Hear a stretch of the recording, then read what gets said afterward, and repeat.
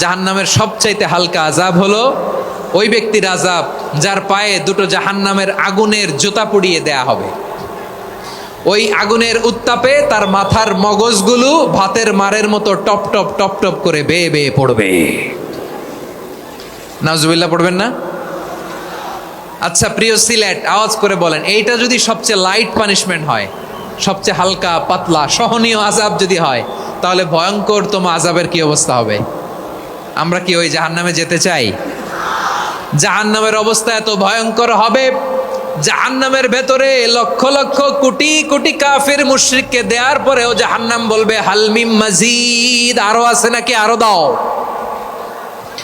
কোটি কোটি কাফেরের দল, মুশরিকের দল, সীমা লঙ্ঘনকারী দল, তাদেরকে যখন জাহান্নামে ফেলা হবে, বড় বড় পাথর খণ্ড জাহান্নামে ফেলা হবে, তারপরও জাহান্নাম বলবে হালমিম মাজিদ, আরো আছে নাকি, দাও, আরো দাও, আরো দাও। আমার ক্ষুধা নিবারণ হয় নাই।